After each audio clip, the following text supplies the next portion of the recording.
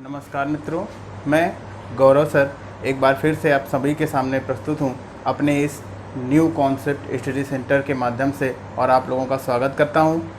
मैंने अधिगम की एक श्रृंखला प्रारंभ करी है और अधिगम की उस श्रृंखला में मैंने आपको अधिगम के कई सारे सिद्धांतों से इससे पहले रूबरू कराया है और इसके पहले वाले वीडियो में मैंने आपके लिए सामाजिक अधिगम सिद्धांत का वीडियो बनाया था और आज उसी क्रम में मैं एक बहुत ही इम्पोर्टेंट और बार बार पूछे जाने वाले नियमों में से एक बहुत ही इम्पोर्टेंट नियम लेकर आपके सामने प्रस्तुत हूँ, जो कि अधिगम का ही एक पार्ट है और उसको भी पढ़ना आपके लिए बहुत ही इम्पोर्टेंट है।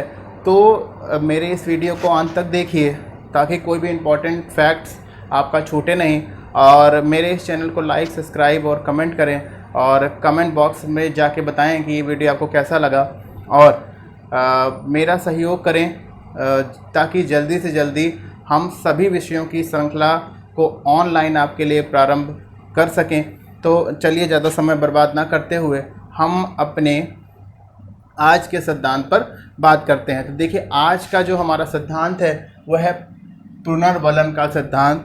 देखिए, पुनर्बलन या फीडबैक या रीइंफोर्समेंट का जो सिद्धांत है वो अधिगम के परिप्रेक्ष्य में अगर देखा जाए तो इसके प्रतिपादक C.L. हल यानी कि क्लार्क ए हल ने इसका प्रतिपादन किया है और क्लार्क ए हल ने सन 1915 में इसको प्रतिपादित किया और इसको इन्होंने अपनी एक पुस्तक है इनकी, ध्यान रखिएगा, बहुत ही इम्पोर्टेंट है, principle of behaviour. Principle of behaviour नामक पुस्तक में इन्होंने अपने इस सिद्धांत का प्रतिपादन किया है और इन्होंने जो प्रयोग किया है वो चूहे पे किया है। तो सारे मनोवैज्ञानिकों ने अपने सिद्धांत को प्रूव करने के लिए किसी न किसी चीज़ पर प्रयोग किया है, तो इन्होंने भी चूहे पर प्रयोग किया है। अब हम पहले इसके अन्य नाम जान लें, क्योंकि अगर हम हिंदी में पेपर अटेंड करते हैं तो कई सारे नामों से बहुत सारे सिद्धांत पूछे जा सकते हैं। अगर इंग्लिश में अटेंड करते हैं तो इंग्लिश में सिर्फ एक ही नाम से वो जाना जाता है, उससे कई सारे नाम नहीं होते। तो पहले इसके कुछ अन्य नाम जान लें। पहला है अंतर्नोद का सिद्धांत, इसी का नाम है अंतर्नोद का सिद्धांत, सबलीकरण का सिद्धांत, यथार्थ अधिगम का सिद्धांत, जैविक अनुकूलन का सिद्धांत, आवश्यकता अवकलन का सिद्धांत। कई सारे नामों से जाना जाता है, याद रखिएगा, अंतर्नोद का सिद्धांत, सबलीकरण का सिद्धांत, यथार्थ अधिगम का सिद्धांत, जैविक अनुकूलन का सिद्धांत, आवश्यकता अवकलन सिद्धांत या पुनर्बलन का सिद्धांत। कई सारे नामों से जाना जाता है। देखिए, इन दो पॉइंट्स की बात हम तब करेंगे जब हम इस सिद्धांत की बेसिक इन्फॉर्मेशन जान लेंगे। देखिए, इसका जो कॉन्सेप्ट है वो कहता क्या है ये जानते हैं हम लोग।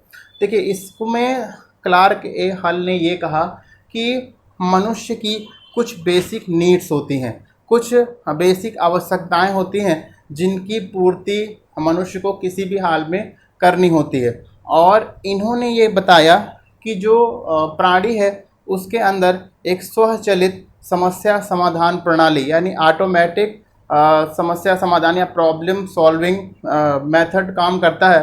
स्वचालित समस्या समाधान प्रणाली उसके अंदर काम करती है और मनुष्य या कोई भी जीवधारी अपने दैनिक जीवन में आने वाली समस्याओं का समाधान उसी प्रणाली के माध्यम से करता है। जैसे कि हमने देखा है कि अब बहुत सारे जीव जंतु हैं, अगर उनका आप अवलोकन करिए तो वो अपने सामने आने वाली समस्याओं का समाधान स्वतः ही कर लेते हैं। तो यानी कि उनके अंदर एक ऐसी प्रणाली काम करती है जो उनको समस्या समाधान करने में हेल्प करती है। तो ये ऐसा मानते हैं। जैसे मान लीजिए, अगर किसी भी प्राणी को भूख लगी है या उसकी आवश्यकता है भूख या भोजन, तो वो भोजन प्राप्त करने के लिए स्वतः ही एक्टिव होता है और स्वतः ही क्रियाएं करता है, और जिस क्रिया से उसको भोजन की प्राप्ति हो जाती है वह क्रिया वो करना सीख जाता है। देखिए, यहाँ पर मैंने लिखा है सीखने का आधार आवश्यकता की पूर्ति है। यानी कि मनुष्य में जब मनुष्य में अपने अस्तित्व को बचाए रखने के लिए कोई ना कोई उसके सामने कोई ना कोई आवश्यकता आती रहती है या उसके सामने कोई ना कोई किसी न किसी चीज़ की कमी होती है। तो जब किसी न किसी चीज़ की कमी होती है तो कोई भी जुदारी या मनुष्य उसको प्राप्त करने के लिए अनुक्रिया करता है। देखिए, हम जानते हैं कि आवश्यकता आविष्कार की जननी होती। तो जब हमें किसी चीज़ की आवश्यकता होती है तो उसको प्राप्त करने के लिए हम कोई ना कोई व्यवहार करते हैं, कोई ना कोई क्रिया करते हैं। तो अगर हमारी किसी क्रिया के माध्यम से हमें कुछ भी चीज़, वो चीज़ प्राप्त हो जाती है जिसकी हमें आवश्यकता है, तो हम उन क्रियाओं को करना सीख जाते हैं। देखिए, सीखने के लिए सबलीकरण या पुनर्बलन आवश्यक है। इनका दूसरा पॉइंट देखिए, इन्होंने जो पुनर्बलन का सिद्धांत दिया है, पुनर्बलन की जगह इन्होंने सबलीकरण का प्रयोग किया है।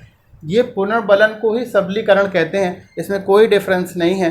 जैसे कि एक उदाहरण से समझते हैं, अगर मान लीजिए किसी जीवधारी को भूख लगी है, वह क्या करेगा, उसके अंदर स्वचालित समस्या समाधान प्रणाली एक्टिव होगी और वह अनुक्रिया करेगा, वह क्रिया करेगा, और जिस भी क्रिया से उसे भोजन की प्राप्ति हो जाएगी और उसे पुनर्बलन मिलेगा।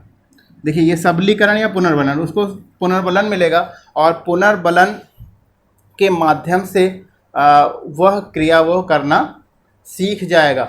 और दो प्रकार के पुनर्बलन होते हैं, इससे पहले भी मैंने आपको बताया, नेगेटिव और पॉजिटिव। जिस क्रिया को करने से नेगेटिव पुनर्बलन मिलता है, उस क्रिया को करना आदमी या कोई भी जुदारी धीरे धीरे करना बंद कर देता है, और जिस क्रिया के माध्यम से पॉजिटिव पुनर्बलन मिलता है उसको करना प्राणी जारी रखता है, और उसी को उन्होंने सीखना कहा है। देखिए, इस सिद्धांत की क्रियाविधि समझने के लिए मैंने यहाँ पर इसकी क्रियाविधि बनाई है, जिसको आप आसानी से सिद्धांत को समझ सकते हैं।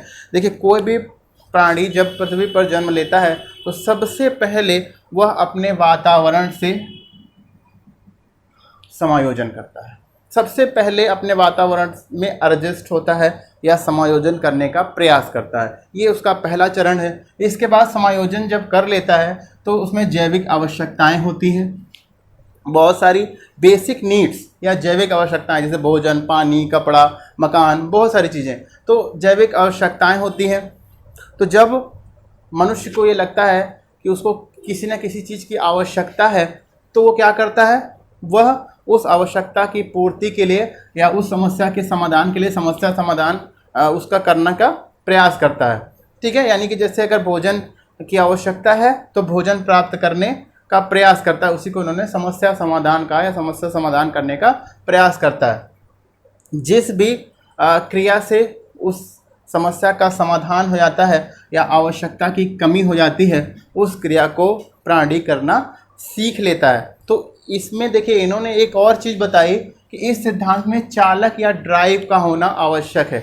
देखिए, ड्राइव हमें एक्टिवेट करती है किसी भी आवश्यकता की पूर्ति के लिए। इसको ऐसे समझ सकते हैं, जैसे अगर हमें भोजन की आवश्यकता है तो भोजन की आवश्यकता है, क्यों है, क्योंकि हमें भूख लगी है। ठीक है, तो ये जो भूख है ये ड्राइव है या चालक है। इसी भूख के कारण हमें भोजन करना है।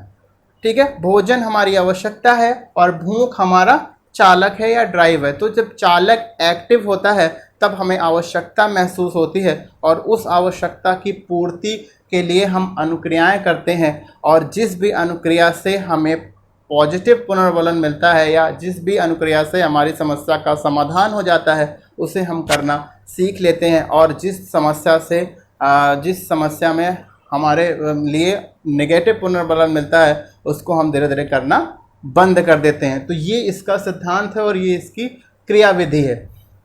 तो याद रखिएगा कि जो पुनर्बलन है उसको सबलीकरण कहा है इन्होंने, और सीखने का आधार आवश्यकता की पूर्ति है। यानी कि मनुष्य में जब आवश्यकता की कमी होती है, जब किसी चीज़ की कमी होती है, तो वह अनुक्रिया करना या सीखना प्रारंभ करता है। इसके बाद इस सिद्धांत में चालक का होना बहुत आवश्यक है, यानी ड्राइव हमें एक्टिव करती है किसी भी आवश्यकता की पूर्ति के लिए। तो ये इनके सिद्धांत की कुछ बेसिक इन्फॉर्मेशन है। इसके बाद हम आते हैं शिक्षा में इसका महत्व। देखिए, शिक्षा में भी इसका बहुत अधिक महत्व है।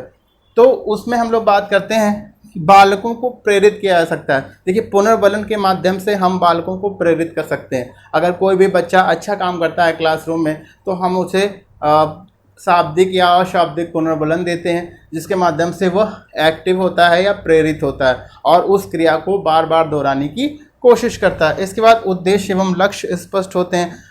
अगर हमें किसी चीज़ की आवश्यकता है तो हमें वो हमारे लिए एक उद्देश्य होता है या हमारा वो लक्ष्य होता है, उसको हमें प्राप्त करना होता है। तो इस जो नियम से उद्देश्य एवं लक्ष्य भी निर्धारित किए जाते हैं। इसके बाद पुरस्कार एवं दंड व्यवस्था। देखिए, जो कॉलेजेस में, स्कूलों में पुरस्कार और दंड की जो व्यवस्था की गई है, नेगेटिव और पॉजिटिव पुनर्वलन की जो व्यवस्था की गई है, वो इसी सिद्धांत की देन है। और किसी भी व्यवहार को स्थायी करने या किसी भी अवांछित व्यवहार को ख़त्म करने के लिए पुरस्कार एवं दंड की व्यवस्था की गई है, पॉजिटिव एवं नेगेटिव पुनर्वलन की व्यवस्था की गई है। तो इसमें शिक्षा में भी इसका बहुत अधिक प्रयोग है।